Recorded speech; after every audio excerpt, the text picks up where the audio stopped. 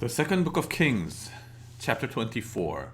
During Jehoiakim's reign, Nebuchadnezzar, king of Babylon, invaded the land,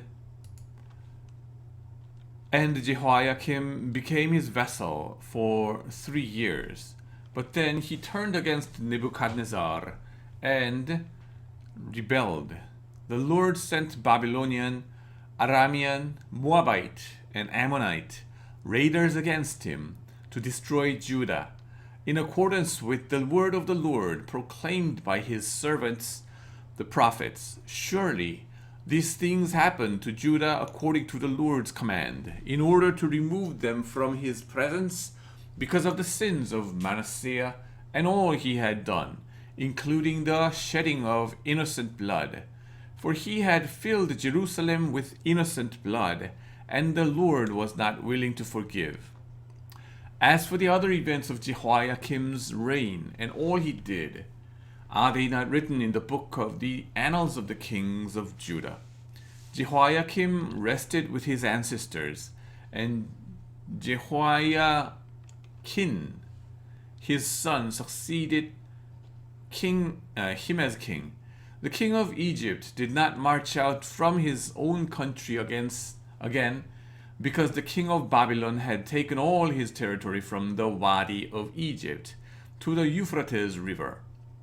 Jehoiachin, king of Judah.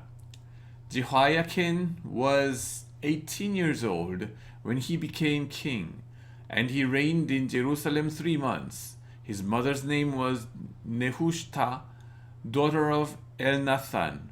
She was from Jerusalem.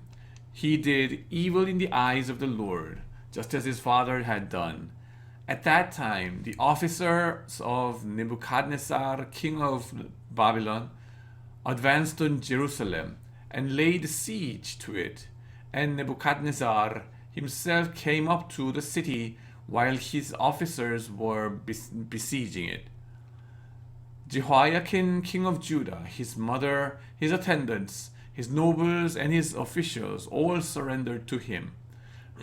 In the 8th year of the reign of the king of Babylon, he took Jehoiachin prisoner, as the Lord had declared. Nebuchadnezzar removed the treasures from the temple of the Lord and from the royal palace, and cut up the gold articles that Solomon, king of Israel, had made for the temple of the Lord. He carried all Jerusalem into exile. All the officers and fighting men, and all the skilled workers and artisans, a total of 10,000. Only the poorest people of the land were left. Nebuchadnezzar took Jehoiachin captive to Babylon. He also took from Jerusalem to Babylon the king's mother, his wives, his officials, and the prominent people of the land. The king of Babylon also deported to Babylon the entire force of 7,000 fighting men, strong and fit for war, and 1,000 skilled workers and artisans. He made Mattaniah, Jehoiachin's uncle, king in his place, and changed his name to Zedekiah. Zedekiah, king of Judah. Zedekiah was 21 years old when he became king, and he reigned in Jerusalem 11 years. His mother's name was Hamutal, daughter of Jeremiah. She was from Libnah. He did evil in the eyes of the Lord, just as Jehoiakim had done. It was because of the Lord's anger that all this happened to Jerusalem and Judah. And in the end, he thrusted them from his presence. The fall of Jerusalem. Now Zedekiah rebelled against the king of Babylon. Chapter 25. So in the 9th year of Zedekiah's reign, on the 10th day of the 10th month, Nebuchadnezzar, king of Babylon, marched against Jerusalem with his whole army. He encamped outside the city and built siege works all around it. The city was kept under siege until the 11th year of King Zedekiah. By the 9th day of the 4th month, the famine in the city had become so severe that there was no food for the people to eat. Then the city wall was broken through, and the whole army fled at night through the gate between the two walls near the king's garden. So though the Babylonians were surrounding the city, they fled toward the Arabah. But the Babylonian army pursued the king and overtook him in the plains of Jericho. All his soldiers were separated from him and scattered, and he was captured. He was taken to the king of Babylon at Riblah, where sentences was pronounced on him. They killed the sons of Zedekiah before his eyes. Then they put out his eyes, bound him with bronze shackles, and took him to Babylon.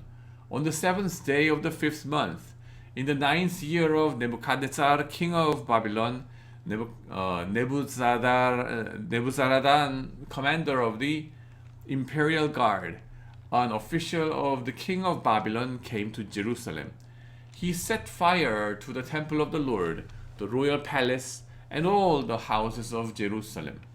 Every important building he burned down. The whole Babylonian army, under the commander of the imperial guard, broke down the walls around Jerusalem. Nebuzaradan, the commander of the guard, carried into exile the people who remained in the city, along with the rest of the populace and those who had deserted to the king of Babylon. But the commander left behind some of the poorest people of the land to work the vineyards and the fields. The Babylonians broke up the bronze pillars, the movable stands, and the bronze sea that were at the temple of the Lord, and they carried the bronze to Babylon. They also took away the pots, shovels, wick trimmers, dishes, and all the bronze articles used in the temple service. The commander of the imperial guard took away the censers and sprinkling bowls, all that were made of pure gold or silver, the bronze from the two pillars, the sea, and the movable stands, which Solomon had made for the temple of the Lord, was more than could be weighed. Each pillar was 18 cubits high. The bronze capital on top of one pillar was 3 cubits high and was decorated with a network and pomegranates of bronze all around. The other pillar with its network was similar. The commander of the guard took as prisoners Seraiah, the chief priest, Zephaniah, the priest next in rank, and the 3 doorkeepers of those still in the city. He took the officer in charge of the fighting men and 5 royal officers. He also took the secretary, who was chief officer in charge of conscripting the people of the land, and 60 of the conscripts who were found in the city. Nebuzaradan, the commander, took them all and brought them to the king of Babylon at Riblah. There at Riblah, in the land of Hamath, the king had them executed. So Judah went into captivity away from her land. Nebuchadnezzar,